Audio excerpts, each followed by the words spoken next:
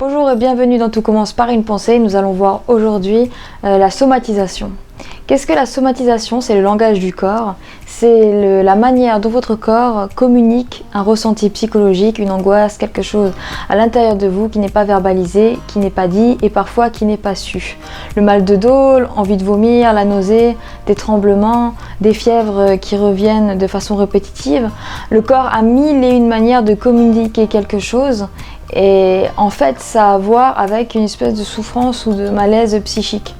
Et on parle de somatisation quand on n'arrive pas à trouver la source biologique ou physiologique, mais de manière générale, même si par exemple vous faisiez passer un scanner et que vous découvriez qu'il y a quelque chose, il y a une aire de votre cerveau qui est surutilisée et que donc vous avez par exemple tout le temps des maux de tête, il peut y avoir quand même une source psychologique. Parce que les ulcères, par exemple, on les repère, on peut vraiment les voir. Il y a quelque chose de concrètement médical, mais la source des ulcères, c'est souvent le stress. Et beaucoup de maladies, finalement, ont comme source le stress. Mais ce n'est pas une fatalité, parce que si vous prenez l'habitude de verbaliser et que vous prenez l'habitude d'essayer de comprendre ce langage si précis du corps, vous allez voir que vous allez pouvoir gérer votre corps, vos douleurs et vos malaises physiques, finalement, de manière très indépendante.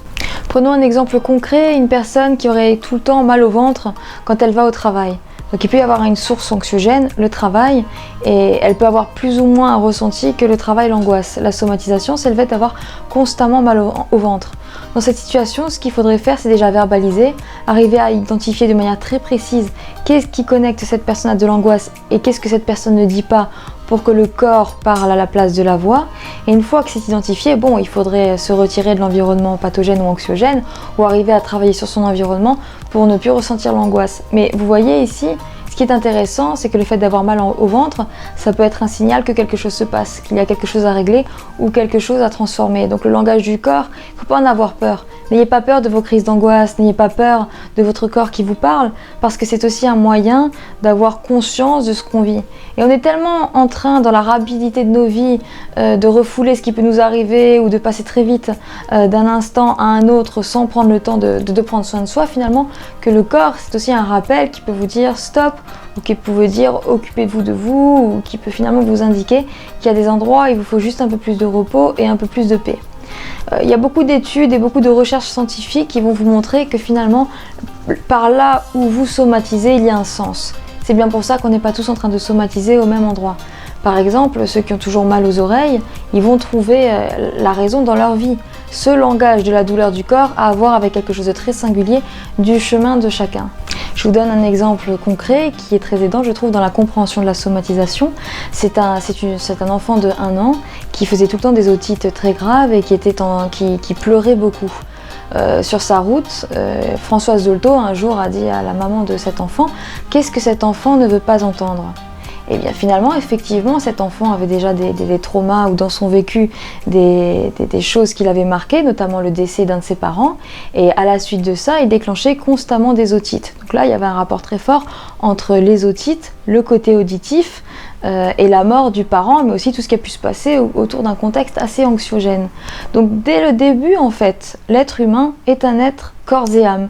L'être humain est un être qui somatise et qui s'exprime par la voix, par le corps et par nos sens.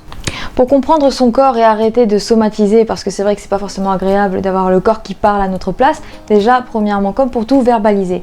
Vous allez trouver votre salut dans le fait de dire, verbaliser, d'écrire, tout ce qui va avoir un support autre que votre corps, va être intéressant de toute façon comme moyen d'expression, que ce soit dans le fait de peindre, que ce soit dans le fait de danser, que ce soit dans le fait de dire, que ce soit dans le parler, que ce soit dans un sport. Quand vous vous exprimez, quand vous laissez sortir vos émotions, c'est déjà quelque chose qui fait que votre corps n'aura pas besoin de parler. Parce que si le corps somatise, c'est qu'il y a un besoin. Il y a un besoin que quelque chose sorte de vous. Deuxième point, bon, avancer avec un psychologue, ce sera toujours intéressant parce que c'est un autre qui va vous aider à descendre en vous. Mais en fait, vous le voyez ici, c'est vraiment le fait de descendre en soi. C'est le fait de ne pas avoir peur de se connaître, de ne pas avoir peur de se rencontrer. On en revient à cette phrase de Jung que quand on se rencontre, quand on rencontre l'inconscient, le moi se transforme. Donc plus vous allez essayer de comprendre, tiens, pourquoi j'ai mal au dos quand je retourne dans ma maison d'enfance, est-ce que c'est un rapport avec mon enfance, ou j'ai mal au dos quand je suis avec telle ou telle personne, est-ce que cette personne me pèse. On met parfois beaucoup de temps à déconnecter du non-dit, d'une somatisation, mais pas à pas, on peut y arriver et on peut vraiment devenir maître de son corps. Le corps et le psychisme marchent ensemble. Donc quand vous avez des downs ou que vous vous sentez pas très bien, vous pouvez utiliser le corps pour vous tirer vers le haut. Vous pouvez utiliser le corps finalement pour vous sortir d'espaces négatifs par le sport ou par l'expression comme nous le disions. Mais quand c'est votre corps qui vous parle et que les choses ne sont pas dites ou pas parlées, utilisez votre psychisme pour tirer votre corps vers le haut. Donc vraiment, nous sommes des êtres de corps et d'âme, des êtres qui ont ces deux outils pour avancer et pour s'exprimer. Cherchez à vous comprendre et cherchez à comprendre vos douleurs. Vos douleurs sont un langage. Continuez à nous envoyer vos questions, nous vous répondrons au fur et à mesure de l'année avec nos vidéos. Et d'ici là, prenez soin de vous et que la psychologie vous accompagne sur tous vos chemins.